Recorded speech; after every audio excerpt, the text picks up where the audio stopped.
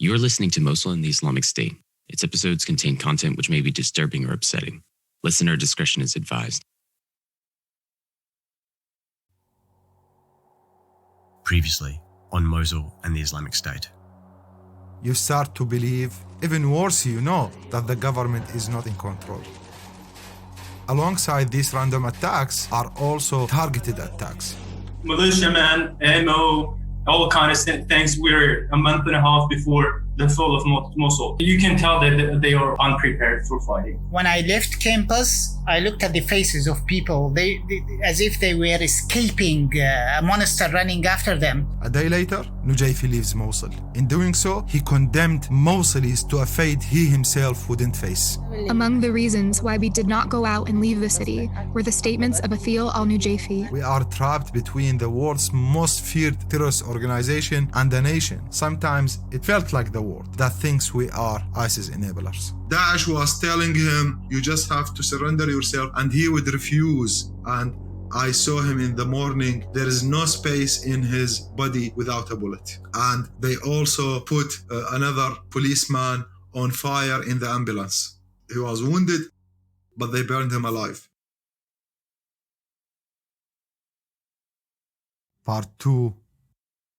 Trapped. In part 1 of this episode, we covered the events of those 3 crucial days leading to the fall of Mosul, the little details that matter so much to locals. And so we start part 2 on June 10, 2014, with the battle for Mosul basically over.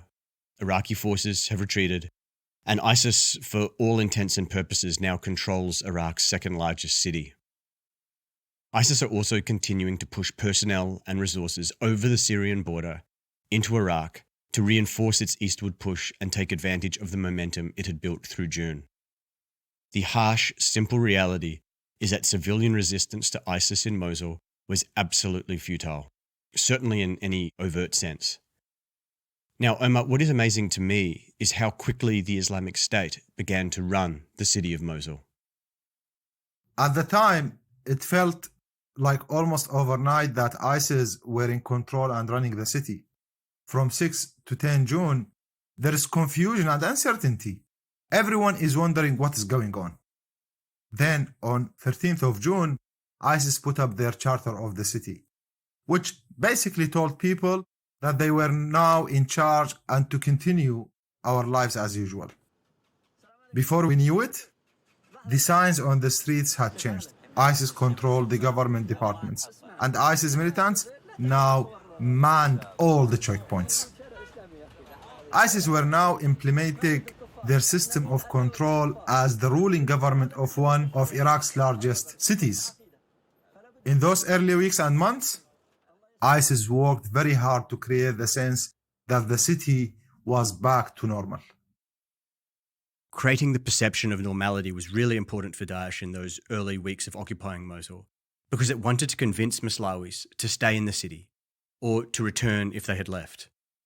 But this perception of things somehow going back to normal under ISIS control was also relative, because it was Daesh, it was ISIS, that had fueled instability in Mosul for weeks and months before attacking it. And then, of course, had made that sense of crisis even worse during those 3 crucial days we covered in part 1. Can you remind our audience of what ISIS did, Omar? They let the people go crazy, confusion, instability, fear. They let them receive the messages of hatred that came from the rest of the Iraqis. They made sure that it reached the people of Mosul, and they created all of this confusion. And Daesh just came as the savior of the people and the only entity that can bring stability to the city, which Daesh did. And that's how they played the game. They created the chaos, and then they ended that chaos. Those people came with a full plan, with a full administrations were already designed, with a full propaganda machine that ran the campaign from day one.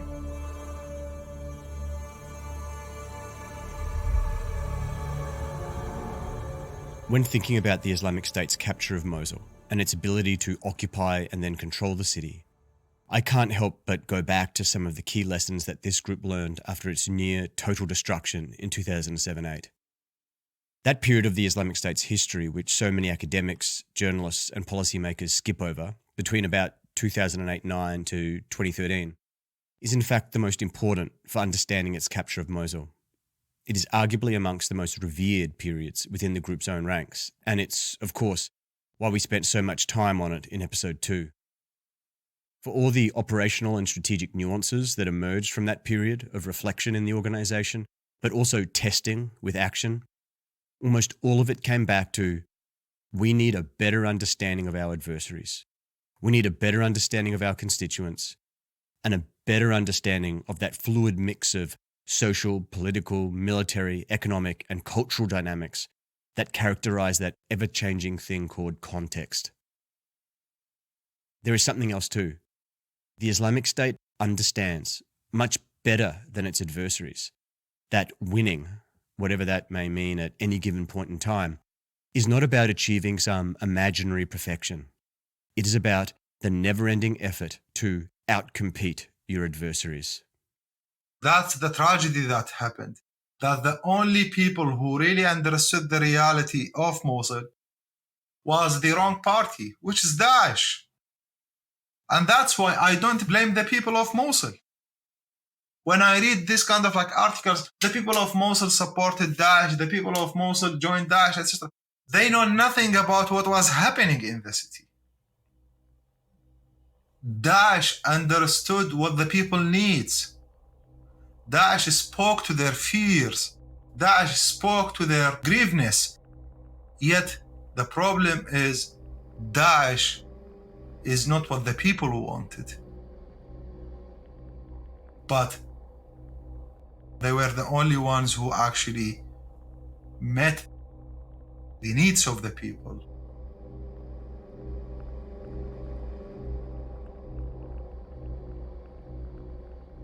The key concept here is functionality. The city was seen to be functioning again. In fact, functioning better than it was under the government. This was not lost on Iraq's political leaders. Here is former Prime Minister Haider al-Abadi. When Daesh went in the first few months, people were very relaxed.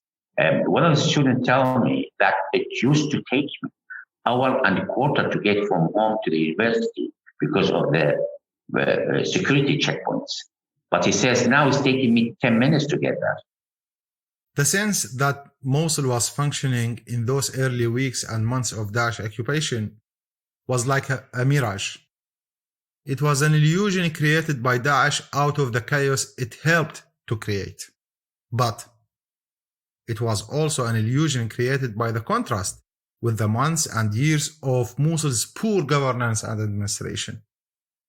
When I interviewed former Governor Nujayfi about what happened after Daesh took over Mosul city, he said this. The Mosulis welcomed Daesh. I would say the change with happiness as they stayed in the city and blamed us, even after I left Mosul. I used to receive phone calls from the Mosulis telling me that ISIS are better than you. They open the streets, they're treating us better than you did, and we're comfortable with them. This is what I used to hear from Mosulis over a month after I left Mosul.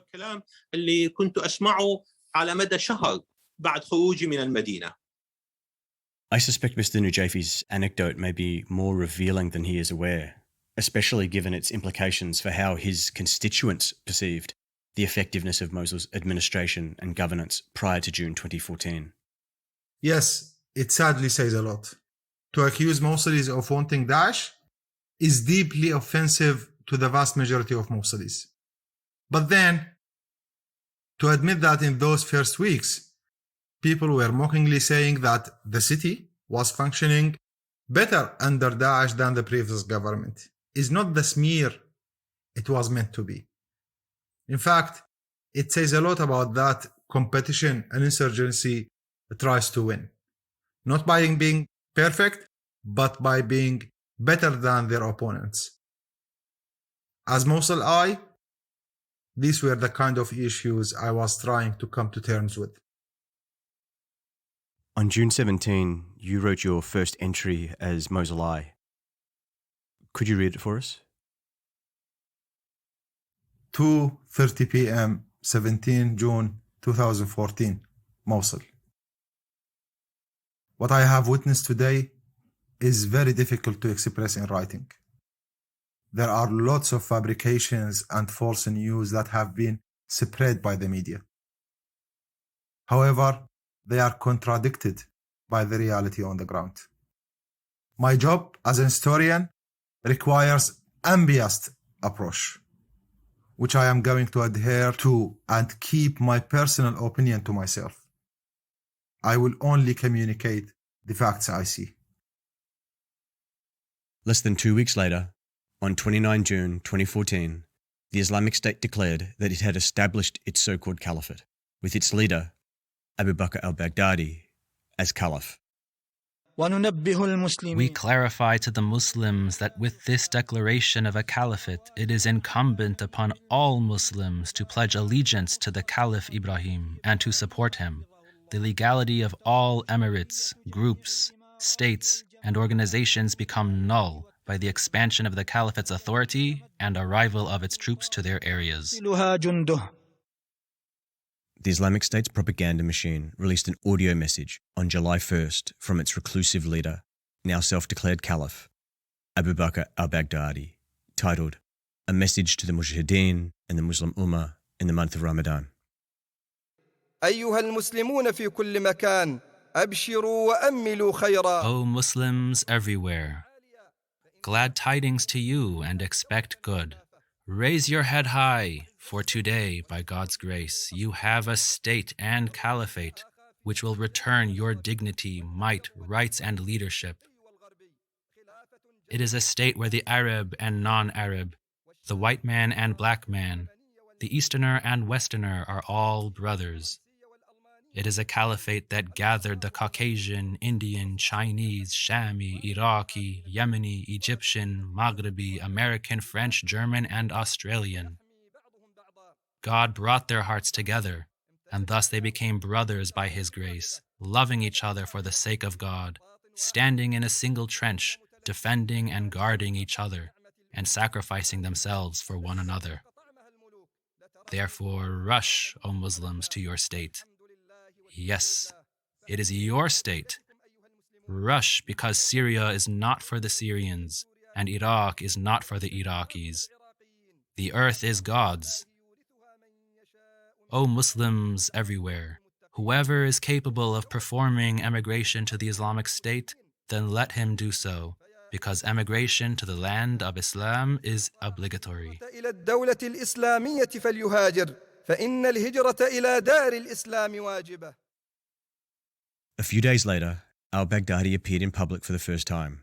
He chose as the location for his first appearance the city of Mosul and its most iconic landmark, Al-Nuri Mosque with its famed leaning minaret. فهذا قوام الدين كتاب. So this is the basis of the religion, a book that guides and a sword that aids. Indeed, your brothers, the Mujahideen, were blessed with victory by God, blessed and exalted be He, and were blessed with consolidation after long years of jihad, patience, and fighting the enemies of God. God guided them and strengthened them to establish this goal. If you want God's promise, then perform jihad for the sake of God, incite the believers, and be patient upon this hardship. If you knew what was in jihad of reward, honor, loftiness, and might in this world and the hereafter, none of you would sit back or remain behind, abandoning jihad. It is the trade that God guided to. فهو التجارة التي دل الله عليها. For the people of Mosul, the horrors of the Islamic State had only just begun.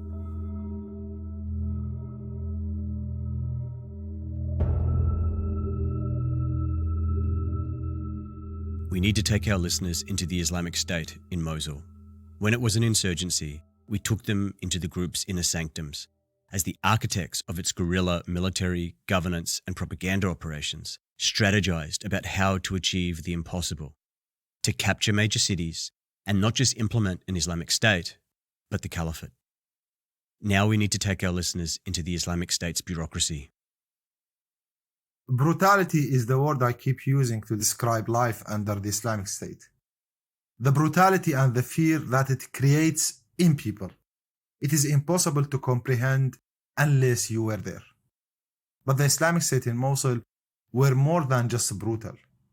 Our listeners also need to appreciate the speed with which they implemented their system of government, the sophistication of what they did, and how strategic the Islamic State was in almost everything it did. Let's start with speed. The Islamic State implemented a full-spectrum system of control, that is, its system of government, in Mosul, very quickly. And it did this primarily through co-option. The Islamic State's forces came into the city and, wherever possible, simply took over Iraqi government offices, basically told its staff to keep working, and it put Islamic State members in as managers. This was possible for a number of reasons. Most importantly, the Islamic State had a history in the city. They knew it well. The Islamic State also had highly sophisticated intelligence collection networks. So they knew where to go, who to co-opt, who to kill, who to keep, and who to replace. This all helped the Islamic State keep the city functioning after it took over. This strategy of parasitically just taking over government structures and institutions allowed the Islamic State to create a sense of stability for the population, make itself look more competent than it really was, and insert its own personnel as managers. The Islamic State saw it as essential to project an image of being credible and functional as a state, as a government, because, according to its ideology, success is the product of God's favour. As this excerpt from the Islamic State's feature-length 2014 film, Flames of War, highlights. The Islamic State was now on showcase for the world to see. The courts were established, the prayer was being enforced, the hudud were being implemented. The people were being invited to good, and the zakat was being collected and distributed. So now we understand the secret to why and how the Islamic State was able to implement its system of government so quickly. It basically just took over what was already there, changed the signs, changed the stamps on the paperwork, and brought in its own managers. What about the sophistication of its governance efforts in Mosul? The reason we know so much about the Islamic State movement from inside the organization, how it thinks and strategizes, is because the Islamic State is obsessed with paperwork. It is obsessed with bureaucracy. And now that it had its government, this obsession went to another level. The Islamic State had departments and offices for basically everything, and paperwork for everything too. Omar, give our listeners some insights into the Islamic State government in Mosul. In the first few days and weeks, there were three government functions that the Islamic State seemed to really focus on. First was the media department. General-level media units were established very quickly in the city. It was very important to Daesh that its media was functioning well. Second was the Islamic State's police and the Hisbah. The police were like any police force. They would patrol the streets, investigate crimes, and were always engaging with the people, especially at checkpoints. The Hisbah were the religious or moral police, and everyone was scared of them. The third was finance and real estate. This was how the Islamic State controlled money, and how the Islamic State controlled territory and properties. To break from the shackles of the corrupt Federal Reserve System and to restore gold and silver as the ultimate measures of goods and services, beginning with the minting of the gold dinar. For Mosulis, we were very surprised at how fast the Islamic State had the functions of media, security and law enforcement, and financial control established in Mosul. Which of the Islamic State government services do you think stood out as particularly effective to everyday people? The municipality department and the courts. The municipality department was responsible for things like keeping the streets clean, removing rubbish, fixing problems with the road or fixing street lights. This may not seem like a big deal, but people notice if these things are not being done.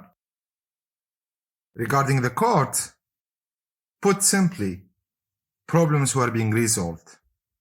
In a society, courts play an essential role in conflict mediation and resolution. One of the big problems in Mosul was that it could take years to get issues through the court. Under Daesh courts, problems were often resolved immediately.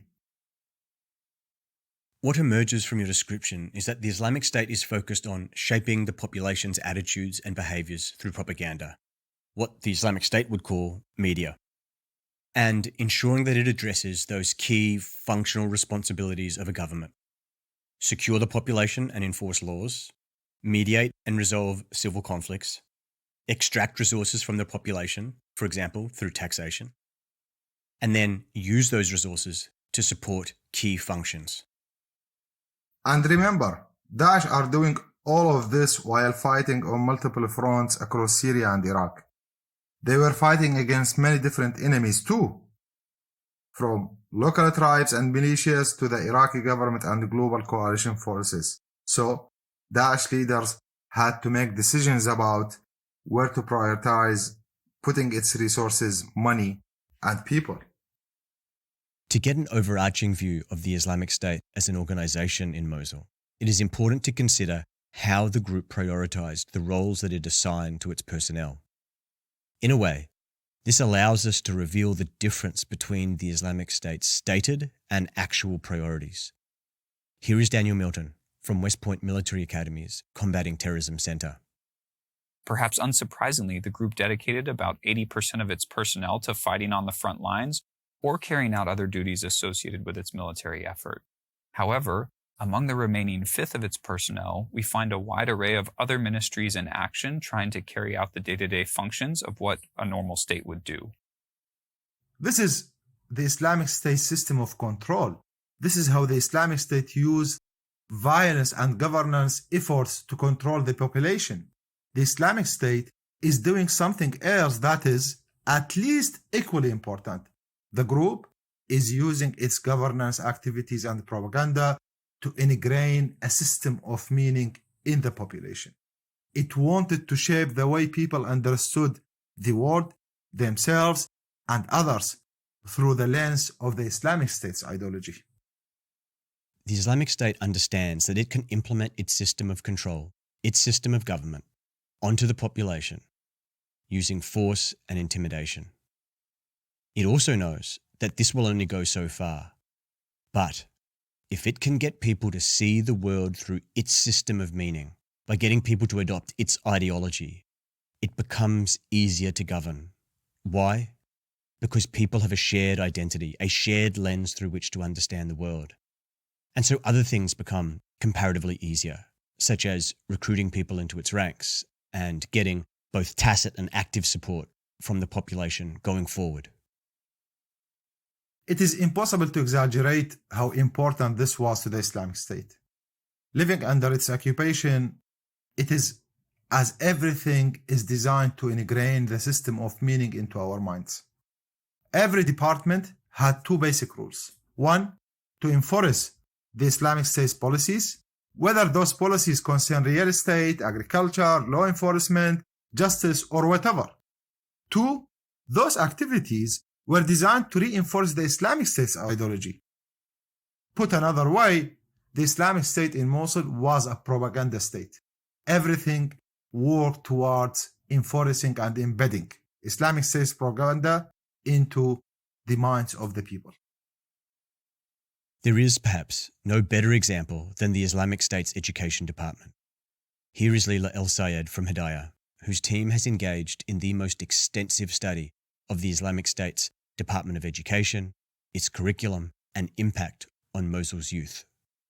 in order for ISIS to embed its narratives, or what we described as planting its poisonous seeds in the minds of its students, it projected a competitive system of meaning in its textbooks. This forced on students a lens through which they had to perceive the world.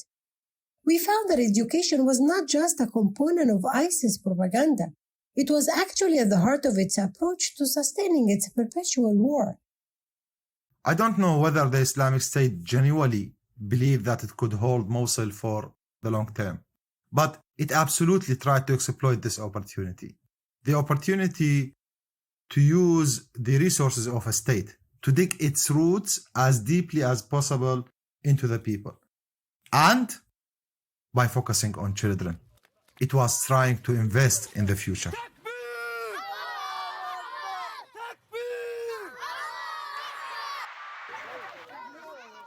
The Islamic State's interpretation of Islam is central to its legitimacy claims. And once again, we need to return to this notion of exploitation in two regards. The first is how the Islamic State ideologically exploited religious concepts, in a sense, stretching their meaning and interpretation to fit its political agenda. Here is Rehan Ismail from the Australian National University. ISIS draws from pre-existing religious traditions. The group invokes history and radicalized religious concepts to justify actions against their enemies. The group looks to the first Saudi state, which was founded in 1744, as a model to be emulated, and Ibn Abdul Wahhab, the scholar who at the time legitimized the Saudi state, exercised takfir against his enemies, and this is to the dismay of other Muslims. And drawing from pre-existing traditions, even if those traditions are doctrinally dubious, allows ISIS to offer a veneer of religious legitimacy for its actions. The second is just as important. The Islamic State also exploited the activism and politicking of Islamist groups such as the Muslim Brotherhood. The Brotherhood in Mosul, as elsewhere throughout the Middle East, mainstreamed the concept of an Islamic State and the resurgence of the caliphate, sectarian views, and the justification of violence. Now, to be clear, the Brotherhood interprets these concepts in ways that are somewhat different from how Al-Qaeda and Daesh did.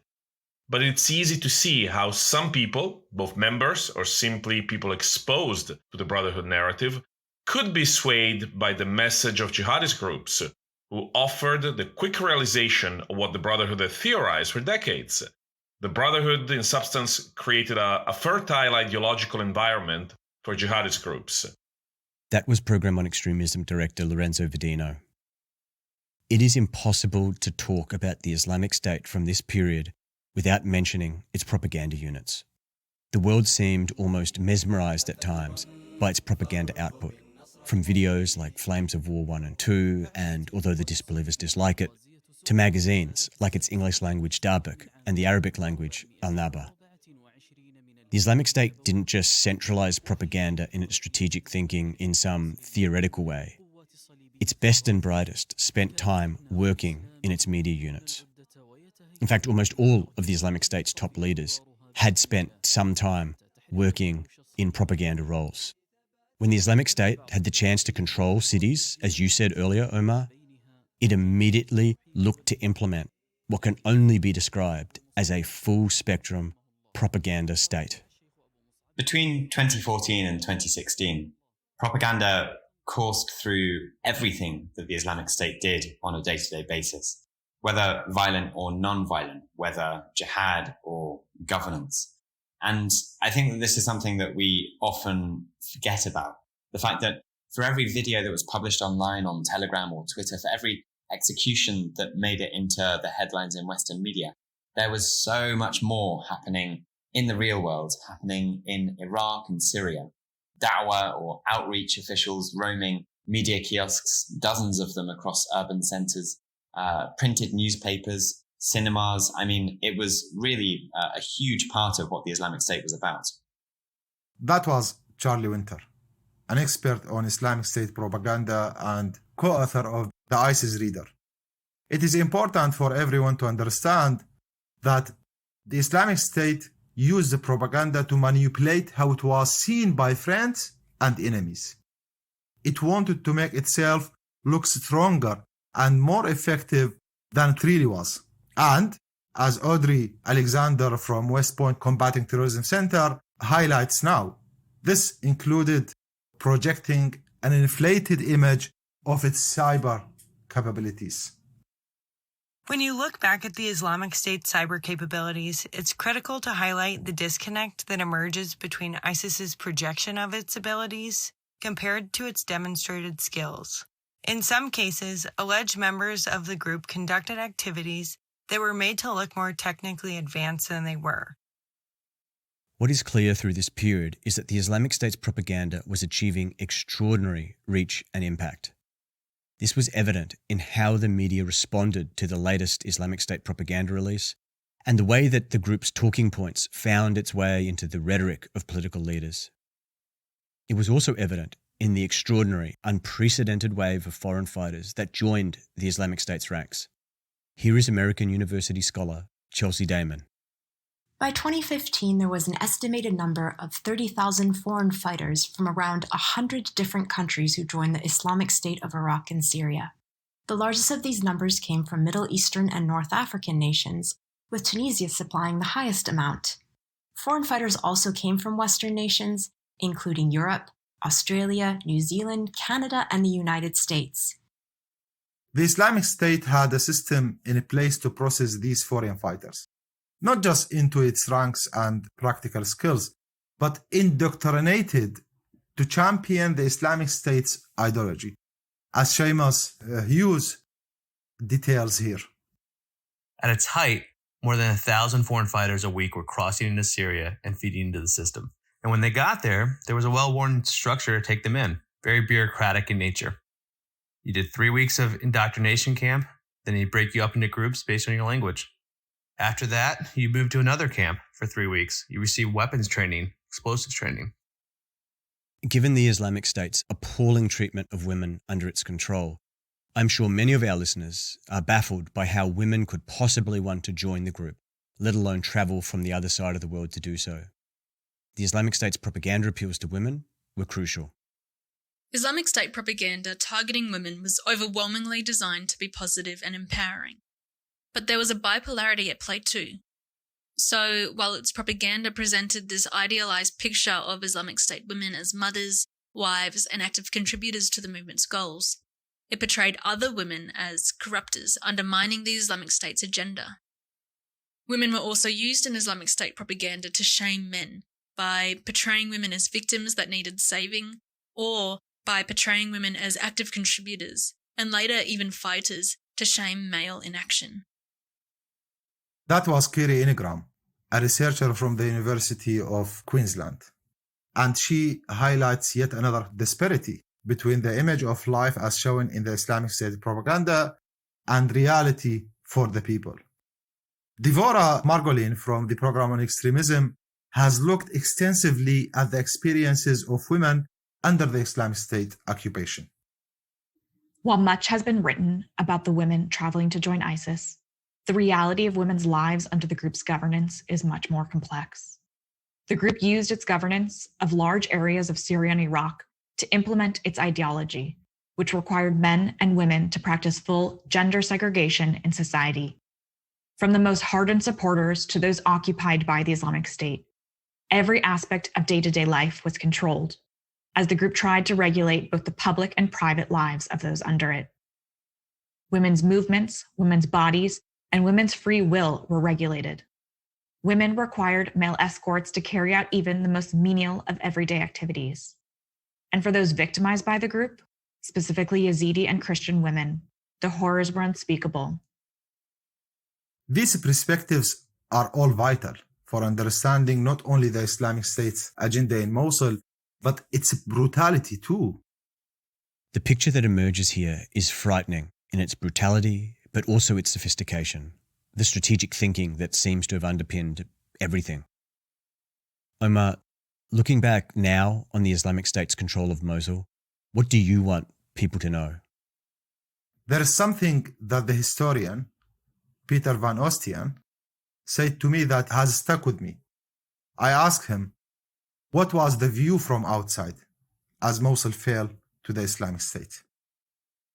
Basically, at first, most of the world wasn't too alarmish about the fact that Mosul and Raqqa fell to the Islamic State. It seemed like something that was passing by. It's only when the Islamic State started their genocide on the Yazidi population in Iraq and later started beheading journalists and aid workers that the international coalition did something. It is only natural that for many of us living in Mosul at the time, we wondered, where is the world? Can anyone see us or care? But then, in talking to Peter, I thought that maybe the world thought like so many Mosulis did, that this would pass, that surely Daesh won't stay, not for more than a few weeks or more than a few months. But there is another part of me that thinks that maybe not all people, but some, including those in high places, believe that we deserved what we got. That the Islamic State's success was because people like me, average citizens who just want to live their life, that people like me just let them in or didn't do enough to stop them. That somehow when armies have failed, when politicians have failed, when the international community has gone missing, the average citizens must pay the price and shoulder the blame. Sadly, that is true. There was this sense across parts of Iraq, but also internationally, that somehow the people of Mosul were complicit in the Islamic State's success.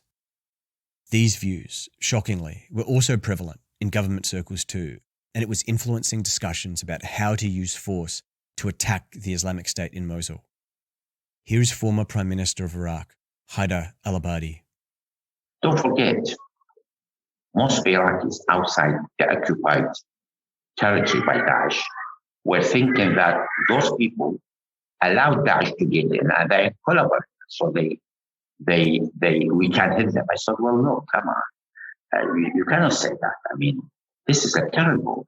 Who can organize themselves? How can people rise up? They have to organize themselves. They have to come together. How can they do that? When Daesh is there, this is a terrorist organization. They were not allowed to. I know some politicians, even from certain areas, from these areas, member of parliaments, were asking me to bomb civilian areas. And they tell me, well, these areas are supporting Daesh. I say, well, this is nonsense. These are civilians. They may appear to you as supporting Daesh, but in actual fact, we know this from the time Saddam Hussein. I'm sure many would assume this occurred, but to hear such a senior Iraqi government official say this is quite extraordinary. I know that for you, Omar, Mosul Eye was just as much, perhaps even more so, about boosting the morale of the people. I played very critical messages to the people. I looked at how Daesh communicate, and then I made sure that my messages can be more powerful than the messages of Daesh. Wherever Daesh hit the people, I go there and try to heal that wound in order to get back the spirit of the people, to make them feel that even if you cannot resist, at least do not lose the faith and the hope. Mosul Eye is really a symbol for people. The extraordinary reporting of Mosul Eye, it's amazing, of course. And I think Mosul Eye will be remembered as one of the great champions of freedom in the face of murderous authoritarianism. And we will talk about all of that. But the things that you saw every day, this has to take a toll. It'll take a toll on any human being. It just does. But to then add the pressure and stress of actively going out the way you did to report on the Islamic State, to know that they are out there literally searching for you, they are on the streets declaring how they are going to torture and execute you, this is a pressure that must have been suffocating at the time.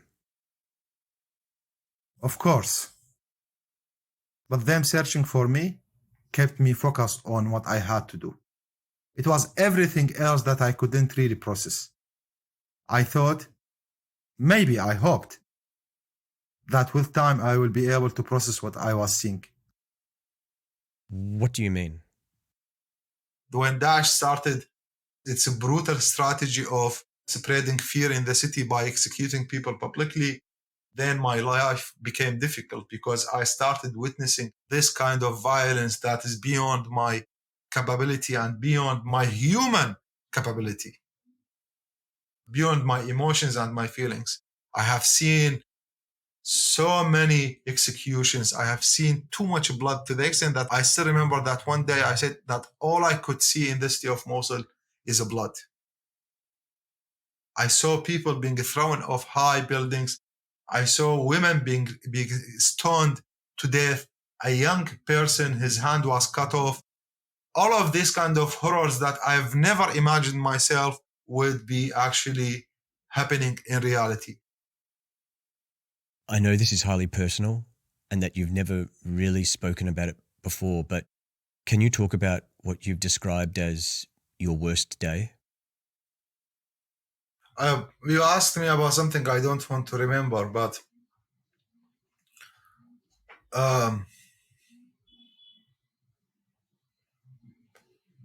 it's a very difficult day, Haroro, to speak about. It's the day when I decided to end my life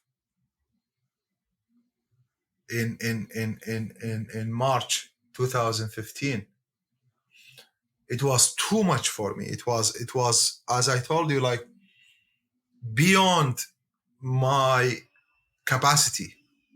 I thought that just documenting the history would be, of course, it's a difficult task, but it wouldn't have that much effect on me because I exposed myself intentionally to witness everything happening in the city, including the executions, because I wanted to document the last moments of those victims, because I believe that they should never be just numbers. They are human lives that was wasted and eliminated by Daesh. I even looked when one of them, and that day that changed everything in my capacity and how I kind of like collapsed. When he was beheading that victim, I looked at the knife and all I could see is the eyes of the victim and then the knife touching the throat of that victim and how the blood was exploding out of that throat. That was too much for me to bear. And the next day, I just decided that this is the end for me. I'm going to end my life. I cannot continue. And the only way to be free is to be dead. So I decided to end my life next to Tigris. We call it the immortal Tigris River. Tigris River, Dijla. And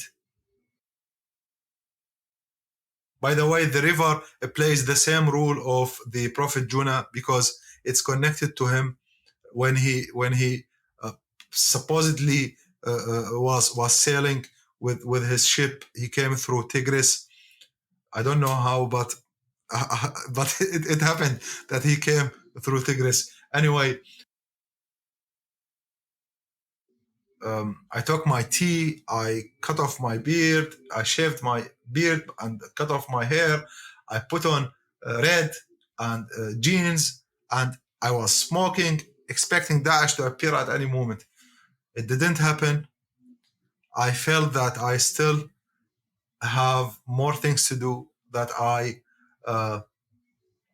that my end didn't come yet, and I still have to continue. And I got some kind of like strength, is that I felt strong again, because the moment I sat there and was looking at the river, I felt that I am free of all the fears. Because as I said, like my death would be my freedom. So I was free of all fears. And that had played a very important rule, and it changed it from the worst day into the best day of my life, because it kept me continuing the mission of Mosul.